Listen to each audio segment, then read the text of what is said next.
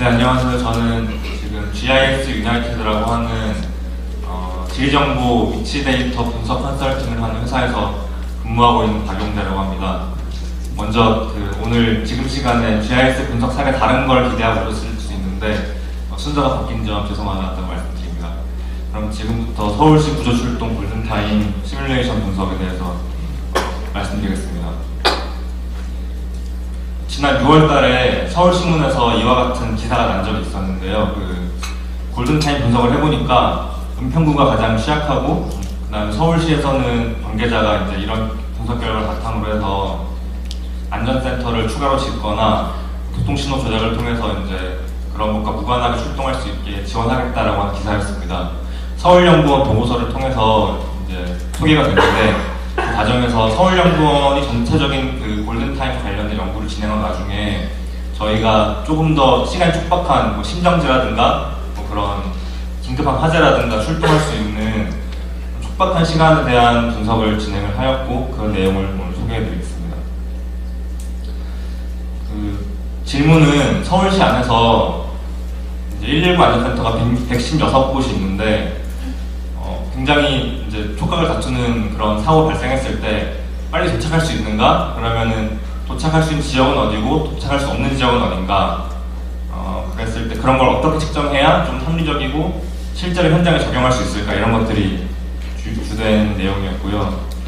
그 내용으로 세 가지 질문을 던졌습니다. 첫 번째로는 지금 공개되어 있는 국가에서 공개된 데이터를 이용해서 운전 소요 시간을 측정할 수 있을까? 첫 번째 질문이었고요. 여기 소개된 레이어 1이라고 하는 부분입니다. 그리고 두 번째는 동시 출동 접근성이라고 해서 116개의 안전센터가 있기 때문에 어떤 지역 같은 경우에는 사고가 났을 때 A라고 불리우는, 예를 들어서 이제 은평구에 A 센터가 있는데 거기에 소방차가 없어요. 근데 없음에도 불구하고 바로 옆에 있는 센터에 많이 있기 때문에 대신 출동할 수가 있고, 또 어떤 경우에는 화재가 커서 특정 센터에서만 이제 대응할 수가 없는 거죠. 여러 군데서 와야 될 수가 있는데 그런 것들이 얼마나 용이한 지역인가를 평가한 거고요. 세 번째는 1번, 2번 레이어를 아무리 잘 분석해도 이건 이제 데이터에 근거해서 시뮬레이션을 하는 거기 때문에 실제로 출동했던 이력을 봤을 때 시뮬레이션 값과 어느 정도 일치하는가, 얼마나 의미 있게 쓸 수 있는가 하는 것들을 확인해 봤고, 시뮬레이션 값보다 훨씬 더 많이 실제 출동 시간이 늦었던 곳들은 좀 더 보완할 수 있겠다, 그런 식으로 제안을 했습니다. 모델을 구성을 했습니다. 지금 이 도표가 멀리서 잘 안 보이실 텐데 구도로 설명을 드리면, 국토교통부에서 제공하고 있는 표준 노드 링크라고 하는 데이터가 있습니다. 거기에 따라서 교통정보 API로 5분 단위로 집계돼서 데이터가 나오고 있는데, 예를 들어서 이제 보여드리면, 바로 다음에 보여드릴게요. 이게 뭐냐면 지도가 어디냐면 경복궁입니다. 경복궁 옆에 저희가 자주 가는 삼청동길이 있고요. 빨간색 두 개의 길이 있는 거죠. 하나는 번호가 이제 끝에 4302번으로 끝나고 하나는 4402번으로 끝나는데, 각각의 링크에 대해서 시간대별로 평균 속도가 얼마나 나는지를 저희 구할 수가 있습니다. 왜냐하면 그것들이 실제 로 데이터는 몇 초 단위로 집계가 되고 있고 제공되는 5분 단위로 집계가 되고 있기 때문에 구성을 했고요. 이런 것들을 서울시 전체로 한번 집계를 해서 검증을 해봤습니다. 삼청동길만 보면은 당연히 위에 있는 거는 평균 속도고 밑에 있는 거는 소요 시간인데, 소요 시간은 평균 속도를 가지고 계산한 거고요. 그래서 새벽 시간인 0시부터 05시까지는 평균 50km/h로 달릴 수 있다가 1시부터 이제 저녁 때까지 느린 거죠. 차가 막히니까. 이런 거 기반해서 거꾸로 역산을 해보면은 새벽 시간에는 이 길 통과하는데 0.4분이 걸리는데, 오후 시간대는 1.2분까지 걸리는 그런 패턴을 알 수가 있습니다. 이런 링크 데이터가 진짜 정말로 데이터가 잘 제공되어 있는가 검증해 보려고 서울 전체를 매핑을 해봤습니다. 동영상으로 틀어드릴 텐데, 일단 법례상으로는 지금 녹색일수록 소통이 잘 되는 거예요. 그래서 0시에는 보면 새벽에는 강변북로랑 올림픽대로에 굉장히 빠르게 달리고 있죠. 그리고 나머지 길에는 노란색이거나 빨간색인 건데, 시간을 조금 지내보면은 새벽 시간대는 그렇다가 아침 출근 시간대, 그리고 오후 오후 7시가 되면은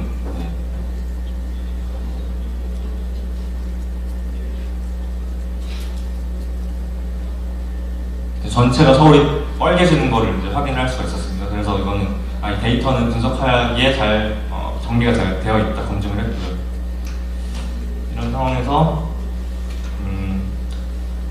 이제 분석을 했는데 여기 보이는 알록달록한 지도는 뭐냐면 까만 점들이 전부 다 그 안전센터 위치입니다. 116개 안전센터 위치고 116개 안전센터 기준으로 해서 아까 보여드렸던 네트워크 데이터를 태웠을 때 그 1분 단위로 얼마나 멀리 갈 수 있는가를 매핑을 한 거죠. 지금 그 중에 예시가 오후 7시 19시 기준으로 3분을 갔을 때 갈 수 있는 거리만 잘라낸 겁니다. 도로에서. 그래서 보면은 강남 지역이 이렇게 비는 곳도 있고 겹치는 곳도 있고 이렇게 볼 수가 있고요.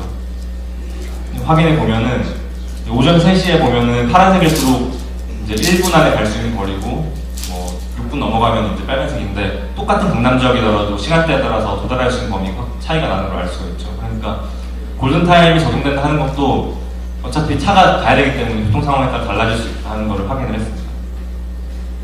이걸 전부 다 그래서 링크 길이를 제가 정확히 기억 못하는데 이제 서울 전체가 5,000km인가 5만 km인가 그럴 거예요. 근데 이제 그거를 100으로 봤을 때 몇 퍼센트가 도달 가능한 거냐 1분 안에, 2분 안에, 3분 안에. 그래서 봤더니 오전 3시 새벽에는 거의 못 가는데 거의 없을 정도로 잘 소통이 되는 거죠. 그런데 가장 취약한 시간인 이제 오후 7시가 되면은 70% 정도는 이제 4분 안에 가는데 나머지는 4분 안에 대응이 안 되는 곳들이다. 그래서 30%는 이제 상대적으로 취약한 지역이다라는 걸 발견을 했습니다. 자치구별로 나눠봐도 좀 차이가 나는데 이렇게 강남구 같은 경우에는 새벽엔 괜찮다가 오후 시간 되면 굉장히 안 좋아지고요. 동대문구는 계속 괜찮고 은평구는 전반적으로 안 좋고 이런 것들이 이제 확인이 되는 거죠. 그리고 두 번째는 아까 제일 처음에 세 가지 레이어를 소개해드렸는데 두 번째가 동시 출동 접근성이라고 해서 대형 사고가 터졌을 때 특정 센터가 아니라 여러 센터에 동시에 올 수 있느냐 이거를 검증해보려고 한 거고요. 그 방법으로는 이렇게 파란색으로 된 네트워크가 지나가는 길에다가 육각형 폴리곤을 다 만들었습니다. 그래서 육각형 폴리곤에다가 이게 동시에 이제 들어가는지 안 들어가는지 그런 검증을 한 건데 좀 상세하게 말씀드리면 여기에 이제 지도를 보면 목동 안전센터가 있고 양천이 있고 당산이 있습니다. 그래서 각각의 센터에서 3분 동안 갈 수 있는 거리를 그었을 때 특정 폴리곤, 그 헥사건 폴리곤 위에는 두 개의 라인이 교차되는 것들이 있는 거죠. 그래서 폴리곤 기준으로 다 이제 스페셜 조인을 하면은 여기는 3개 카운팅돼, 4개 카운팅돼, 뭐 10개 카운팅돼, 아니면 한 개도 카운팅이 안 돼. 라는 식으로 확인할 수가 있었고, 이렇게 봤을 때 가장 시작했던 오후 7시에 3분 거리만 봤을 때는 서울이 링크가 지나가는 도로가 헥사곤으로 한 28,000개 정도 쪼개질 수가 있는데 한 절반 정도는 지금 도달이 안 되고 있는 거고요. 한 군데도. 그리고 3개 이상 도달할 수 있는 또 1% 170개 있습니다. 그런 지역들은 상대적으로 이제 사고 터져도 조금 더 안전한 지역이라고 할 수 있겠죠. 그 다음 마지막으로는 지연 도착 가능성이라고 해서 지금까지는 도로교통량이 매핑된 걸 가지고 저희가 뭐 여러 가지 알고리즘도 넣고 해서 해본 거고, 이거는 실제로 출동을 봤을 때 소방차는 그 구급차는 교통신호도 무시할 수 있고 뭐 여러 가지 응급상황 대응할 수도 있고, 또 어떤 경우에는 이제 지금 매핑한 데이터는 평균적인 속도니까요. 그러니까 그 상황에 따라 달라질 수 있는 거고요. 그래서 검증을 해봤습니다. 여기 테이블이 실제로 구조 출동이 됐던 그런 이력들인데, 첫 번째를 보면은 현장 도착 시간이 2015년 1월 20일 오전 3시 21분에 도착했고, 출동은 이제 3분 전에 했었던 3시 18분에 출동했던 거고요. 이거를 변환을 하면은 시간대가 03시고 소요시간 3분이 되는 거죠. 그런 식으로 해서 지금 한 12만 번 정도 되는 출동 이력에다가 전부 다 이걸 매긴 다음에 이 출동 위치가 있었던 가장 가까운 그 링크에 시뮬레이션의 값들 다 붙였어요. 그래서 두 개를 떼보니까 편차가 얼마나 나는가 이거를 검증을 해봤습니다. 봤더니 당연히 이제 시뮬레이션 값이랑 일치하는 경우보다 불일치가 훨씬 더 많았는데, 분으로 봤을 때 동일한 경우는 17% 정도, 그리고 저희가 측정했던 것보다도 빨리 도착한 경우가 한 20% 정도, 2분 이상 넘게 소요된 게 40% 넘었습니다. 이거는 이유가 이제 소방차가 크고 뭐 교통신호 문제도 있을 수 있고 골목길에 불법 주차차도 있고 여러 가지 변수가 많이 있겠죠. 근데 그거에 대해서는 저희가 일일이 알 수는 없었고 이런 정도의 편차가 있다라는 검증을 했고요. 그래서 그 다음에 한 거는 그럼 서울시에서 2분 이상 지연 도착된 출동권이 많이 밀집된 곳은 어디인가를 레이팅을 해보자, 스코어링을 하자라고 진도를 나가봤습니다. 그래서 그런 부분만 12만 건 중에서 5만 건만 별도 추출해가지고 분석을 해봤더니 이렇게 붉은색 지역들이 상대적으로 늦게 도착했던 건수가 많은 곳이더라 이렇게 나왔던 거죠. 그래서 그거를 리플렉스파이라고 하는 공간 연산 도구를 활용해서 10분간으로 나눴습니다. 그래서 7점 이상의 지역들이 어떻게 있는지 확인을 해봤습니다.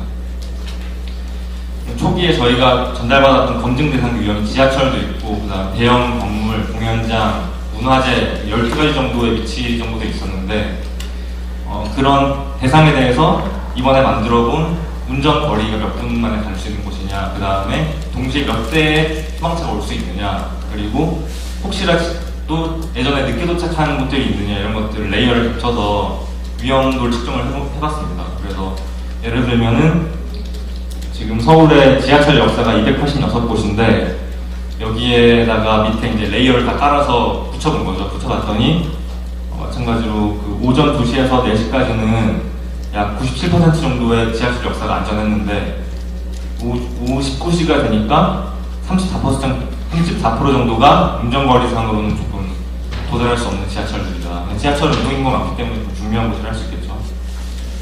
그 다음 공공접근 같은 경우에는 이제 분류를 한 군데도 못 가거나 한 군데만 갈 수 있는 곳이랑 두 군데 이상에 도착할 수 있는 곳, 그러니까 2개 이상의 센터에 도착할 수 있는 나눠서 봤는데 오후 7시에는 두 군데 이상 동시에 올 수 있는 게 35%밖에 안 되더라. 이거는 이제 뭐 지하철 화재가 크게 났을 때 조금 더 위험할 수 있는 지역들이 될 것 같습니다. 그리고 지연 도착 지수도 이렇게 만들었고요. 검증을 해보면 제가 지금 GIF로 만들었는데 시간대에 따라서 어느 지하철 역사가 출동 대응하기에 조금 문제가 있을 수 있는지 이렇게 구성을 해봤고 오전 출근 시간 넘어가면 훨씬 더 많은 지역이 생겼다가 당연히 오후 7시가 되면은 더 많은 위치들이 이제 취약 지역에 노출된다 이렇게 이해하시면 되겠습니다. 그래서 이런 분석 결과에 대해서 분석 결과라기보다 골든타임을 어떻게 측정할 것인가에 대한 모델을 만들었을 때 실제로 있었던 사건, 사고에 대입해서 한번 봤습니다. 이유는 그 서울소방센터에서 말씀해 주시기를 그 대형 사고나 좀 중요했던 화재 사건 같은 경우에는 사후에 별도로 분석하는 세션이 있다고 합니다. 그래서 거기에 뭐 인화물질이 뭐가 있었는지, 그 다음 출동 과정에서 훨 디테일한 거죠. 이제 지하철 경우에는 출입구역에서 뭐 얼마나 멀리 있었는가 이런 것들 여러 가지 보는데 그런 걸 할 때 지금 만들었던 베이스 레이어들이 의미 있는가 하는 것들을 같이 본 거고요. 그 중에 하나로는 서교동에 마포구 서교동 홍대에 있는 쪽인데 노래방 창고에 화재가 있었었는데 여기는 어떤 상황이었느냐 하는 걸 봤습니다. 그래서 이제 실제로는 4분에 도착했는데 저희가 분석했을 때는 3분 안에 도달해 가능한 위치로 분석됐었고 두 번째는 이거는 그것과는 이제 검증할 수는 없지만 당시에 4분 안에 올 수 있었던 센터가 두 군데가 있었다. 그래서 한 군데가 좀 다른 사건으로 바빴더라도 대응 가능했다 이런 것들이 분석이 됐고요. 그다음 이 부분은 과제 내용은 아니었는데 이런 것들을 어떻게 좀 전달할 수 있을까 해서 만들어봤습니다. 아까 조금 전에 발표하셨던 최규성 대표님이 소개해주신 웹박스라고 하는 회사에서 만든 오픈소스 툴인데 타일밀이라고 하는 웹맵 제작 도구입니다. 그런데 이거는 지금은 더 기술적인 지원을 하지 않고요. 간략하게 말씀드리면 그 웹맵핑을 하는 방식이 예전에 레스터 타일에서 지금 벡터 타일로 많이 넘어왔는데 레스터 타일을 지원하는 그런 도구입니다. 소개를 해드리면 지금 서울시고요. 지금 여기에 있는 그 숫자들은 각 행정부가 아까 보여드렸던 그런 취약도를 봤을 때 얼마나 더 안전한가에 대해서 레이팅을 한 걸 매겨놓은 거고요. 그래서 행정동별로 보면은 81% 대응 가능한 것들이 있고 아닌 것들. 역으로 이제 은평구가 제일 처음에 좀 어렵다 그랬었는데 은평구는 빵 문제도 있죠. 이런 것들이.